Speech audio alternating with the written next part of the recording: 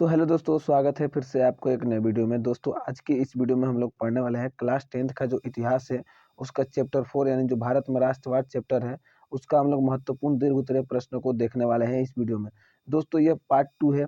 Part 1 में इसके पहला वीडियो बना चुका हूँ। अगर आपने वो वीडियो नहीं देखा है इसका पार्ट 1 दीर्घ उत्तरीय का और लघु उत्तरीय का भी वीडियो नहीं देखा है आपने, तो आई बटन में लिंक आ रहा होगा, आप जा करके पार्ट 1 को देख लीजिए और लघु उत्तरीय प्रश्नों को भी देख लीजिए।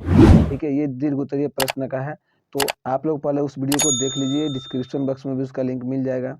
तो चलिए हम इस वीडियो को शुरू करते हैं और इस वीडियो में हम लोग इसके दीर्घ उत्तरीय प्रश्नों को देखते हैं। जो भारत में राष्ट्रवाद चैप्टर है उसका दीर्घ उत्तरीय प्रश्नों को देखते हैं। दोस्तों, इसके पहले वीडियो में यानी कि इसका जो पार्ट 1 वीडियो है उसमें हम लोगों ने 6 तक प्रश्नों को देख लिया था।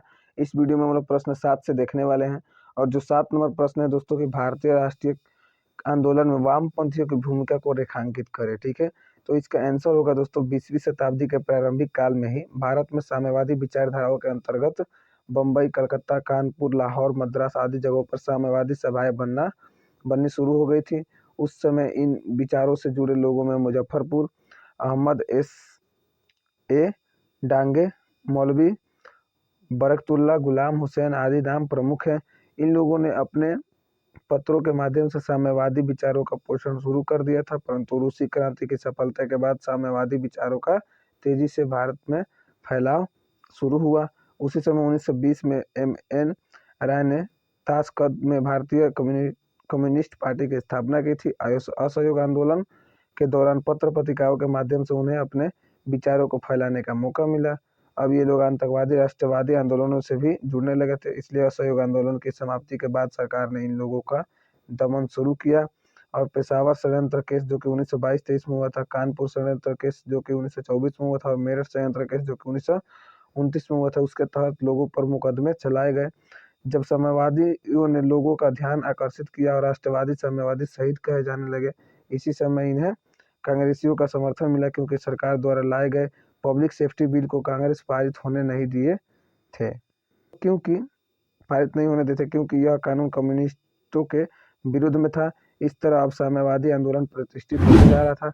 अब तक कई मजदूर संघों का गठन हो चुका था। 1920 में AITUC की स्थापना हो गई थी तथा 1929 में NM जोशी ने AITUF का गठन कर लिया।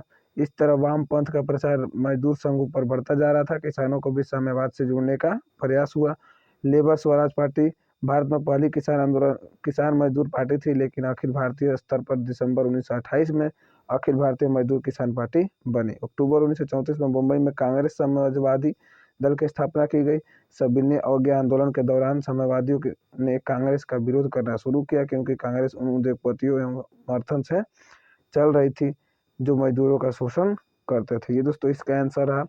अगला प्रश्न हम लोग देखते हैं। अगला प्रश्न है कि जलियांवाला बाग हत्याकांड क्यों हुआ था, इसके राष्ट्रीय आंदोलन को कैसे प्रभावित किया था। जो जलियांवाला बाग है वो राष्ट्रीय आंदोलन को कैसे प्रभावित किया था, क्यों हुआ था, उसका हम लोग आंसर जानते हैं। तो इसका आंसर दोस्तों, भारत में क्रांतिकारी गतिविधियों पर अंकुश लगाने के उद्देश्य से सरकार ने 1919 में रॉलेट कानून, जो रॉलेट एक्ट था, क्रांतिकारी एवं अराजकता अधिनियम था, उसने बनाया था।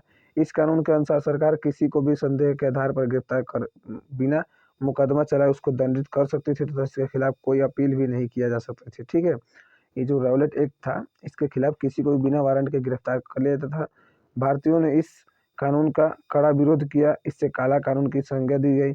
इसे काला कानून इसे ही कहा जाता है दोस्तों, रॉलेट एक्ट वही काला कानून कहा जाता है। अमृतसर में एक बहुत बड़ा प्रदर्शन हुआ जिसकी अध्यक्षता डॉक्टर सत्यपाल और डॉक्टर सैफुद्दीन किचलू कर रहे थे। सरकार ने दोनों को गिरफ्तार कर अमृतसर से निष्कासित कर दिया। जनरल डायर ने पंजाब में फौजी शासन लागू कर अंतक का राज स्थापित कर दिया। पंजाब के लोग अपने प्रिय नेता की गिरफ्तारी तथा सरकार की दमनकारी नीति के खिलाफ 13 अप्रैल 1919 को वैसाखी मेले के अवसर पर अमृतसर के जलियांवाला बाग में एक विराट सम्मेलन कर विरोध प्रकट कर रहे थे, जिसके कारण ही जनरल डायर ने निहत्थी जनता पर गोलियां चलवा दी। घटना जलियांवाला बाग हत्याकांड के नाम से जाना गया। आगे दोस्तों है कि जलियांवाला बाग की घटना ने पूरे देश को आक्रोशित कर दिया। जगह जगह विरोध प्रदर्शन और हड़ताल हुए। गुरुदेव रविंद्रनाथ ठाकुर ने इस घटना के विरोध में अपना सर का खिताब वापस लौटाने की घोषणा की। वायसराय की कार्यकारिणी के सदस्य सकरन नायर ने इस्तीफा दे दिया। गांधी जी ने कैसर हिंद की उपाधि त्याग दी थी। जलियांवाला बाग हत्याकांड ने राष्ट्रीय आंदोलन में एक नई जान फूंक दी थी। ठीक है, ये इसका आंसर है जलियांवाला बाग हत्याकांड क्यों हुआ था। ठीक है, वह प्रश्न है कि भारत में मजदूर आंदोलन के विकास का वर्णन करें। इसका हम लोग आंसर देखते हैं। इसका आंसर होगा दोस्तों 20वीं शताब्दी के आरंभ में भारत में मजदूरों के आंदोलन हुए तथा उनके संगठन बने थे। श्रमिक आंदोलन को वामपंथियों का सहयोग एवं समर्थन मिला था। शोषण के विरुद्ध श्रमिक वर्ग संगठित हुआ। अपनी मांगों के लिए इसने हड़ताल का सहारा लिया। प्रथम विश्व युद्ध के पूर्व, इसके दौरान एवं बाद में अनेक हड़तालें हुई।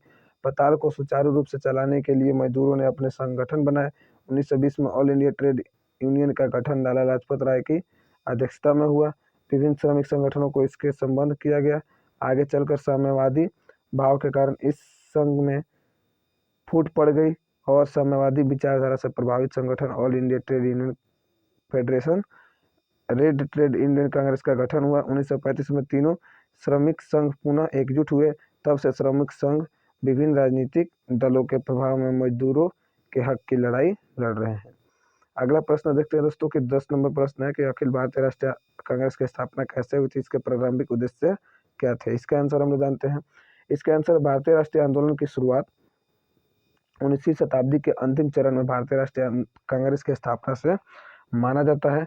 1883 ईस्वी में इंडियन एसोसिएशन के सचिव आनंद मोहन बोस ने कलकत्ता में नेशनल कॉन्फ्रेंस नामक अखिल भारतीय संगठन का सम्मेलन बुलाया था, जिसका उद्देश्य बिखरे हुए राष्ट्रवादी व्यक्तियों को एकजुट करना था। परंतु दूसरी तरफ एक अंग्रेज अधिकारी एलेन ऑक्टेवियन ह्यूम ने इस दिशा में अपने प्रयास शुरू किए और 1884 में भारतीय राष्ट्रीय संघ की स्थापना हुई। भारतीय को संवैधानिक मार्ग अपनाने और सरकार के लिए सुरक्षा कवच बनाने के उद्देश्य से एओ ह्यूम ने 28 दिसंबर 1885 को अखिल भारतीय राष्ट्रीय कांग्रेस की स्थापना की थी। ये मस्त इंपॉर्टेंट है दोस्तों, ध्यान रखिएगा। एओ ह्यूम द्वारा 28 दिसंबर 1885 को भारतीय राष्ट्रीय कांग्रेस की स्थापना हुई थी। इसके प्रारंभिक उद्देश्य निम्नलिखित थे। इसके उद्देश्य दोस्तों है भारत में विभिन्न क्षेत्रों में राष्ट्रीय हित के नाम से जुड़े लोगों संगठनों के बीच एकता की स्थापना का प्रयास।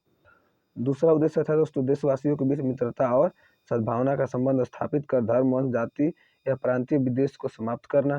तीसरा था राष्ट्रीय एकता का विकास एवं शुद्धिकरण के लिए हर संभव प्रयास करना। राजनीतिक तथा सामाजिक प्रश्नों पर भारत के प्रमुख नागरिकों से चर्चा करना एवं उनके संबंध में प्रमाणों का लेखा तैयार करना। पांचवा था दोस्तों प्रार्थना पत्रों तथा समाचार पत्रों द्वारा वायसराय एवं उनकी काउंसलिंग से सुधारों हेतु प्रयास करना। इस प्रकार कांग्रेस का प्रारंभिक उद्देश्य शासन में सिर्फ सुधार करना था। 11 नंबर प्रश्न है कि 20वीं शताब्दी के किसान आंदोलन के संक्षिप्त परिचय दे। जो 20वीं शताब्दी में किसान आंदोलन हुआ था उसका एक परिचय देना है। तो आंसर होगा इसके 20वीं शताब्दी का किसान आंदोलन किसानों में एक नई जागृति ला दी। वे अपने सामाजिक आर्थिक हितों की सुरक्षा के लिए संगठित होने लगे। यद्यपि महात्मा गांधी ने किसानों के हित के लिए चंपारण और खेड़ा सत्याग्रह भी किया, परंतु कांग्रेस शुरू से ही किसानों की समस्याओं के प्रति उदासीन बनी रही। इसी बीच वामपंथियों का प्रभाव किसानों और श्रमिकों पर बढ़ता जा रहा था। अतः उनके प्रभाव में 20वीं शताब्दी के दूसरे और तीसरे दशक में किसान सभाओं का गठन बिहार, बंगाल और उत्तर प्रदेश में हुआ, जहाँ जमींदारी अत्याचार और शोषण अपनी पराकाष्ठा पर थे। 1920-21 में अवध किसान सभा का गठन हुआ। 1922-23 में मुंगेर में शाह मोहम्मद जुबैर ने किसान सभा का गठन किया। 1928 में पटना के बिहटा में स्वामी सहजानंद सरस्वती ने किसान सभा का गठन किया। 1930 उन्हीं के नेतृत्व में सोनपुर के प्रांतीय किसान सभा की स्थापना की गई। 1906 में स्वामी सहजानंद की अध्यक्षता में लखनऊ में अखिल भारतीय किसान का सभा का गठन हुआ था। अखिल भारतीय किसान सभा ने किसानों की संगठित करने एवं उनमें चेतना जगाने के लिए किसान बुलेटिन एवं किसान घोषणा पत्र जारी किया। किसानों की मुख्य मांगे जमींदारी समाप्त करने, किसानों को जमीन का मालिकाना हक देने, बेगार प्रथा समाप्त करने एवं लगान की बढ़ी दरों में कमी थी। आगे अपनी मांगों के समर्थन में किसानों ने प्रदर्शन तथा व्यापक आंदोलन किए। सितंबर 1936 को पूरे देश में किसान दिवस मनाया गया। उत्तर प्रदेश, बिहार और अन्य स्थानों में किसानों की जमीन को बकास्त जमीन में बदलने के विरुद्ध एक बड़ा आंदोलन हुआ था। तो इस वीडियो का लास्ट प्रश्न है कि प्रथम विश्व युद्ध के भारतीय राष्ट्रीय आंदोलन के साथ अंत सबमा की विवेचना करें। ठीक है, इसका आंसर है प्रथम विश्व युद्ध के समय भारत में होने वाली तमाम घटनाएं से उत्पन्न परिस्थितियों की ही देन है। इसने भारत में नई आर्थिक और राजनीतिक स्थिति उत्पन्न की, जिससे भारतीय राष्ट्रवाद ज्यादा परिपक्व हुआ। महायुद्ध के बाद भारत आर्थिक स्थिति बिगड़ी, भारत की आर्थिक स्थिति बिगड़ी। पहले तो कीमतें बढ़ी और फिर आर्थिक गतिविधियां होने लगी, जिससे बेरोजगारी बढ़ी, महंगाई अपने चरम बिंदु पर पहुंच गई थी। मजदूर, किसान, दस्तकारों का सबसे अधिक प्रभावित किया। इसी परिस्थिति उद्योगपतियों का एक वर्ग का उदय हुआ। युद्ध के बाद भारत में विदेशी पूंजी का प्रभाव बढ़ा। भारतीय उद्योगपति ने सरकार से विदेशी वस्तुओं के आयात में भारी आयात शुल्क लगाने की मांग की, जिससे उनके घरेलू उद्योग बढ़े, लेकिन सरकार ने उनकी मांगों को इनकार कर दिया। अंततः प्रथम विश्व युद्ध ने भारत सहित पूरे एशिया और अफ्रीका में राष्ट्रवादी भावनाओं को प्रबल बनाया। दोस्तों, आज के इस वीडियो का यह लास्ट प्रश्न था और उम्मीद करता हूँ कि यह वीडियो आप लोगों को अच्छा लगा होगा, और अच्छा लगे तो वीडियो को लाइक कर दीजिएगा। चैनल पर पहली बार होते हैं चैनल को सब्सक्राइब करके और वीडियो को अपने दोस्तों के पास शेयर जरूर कीजिएगा।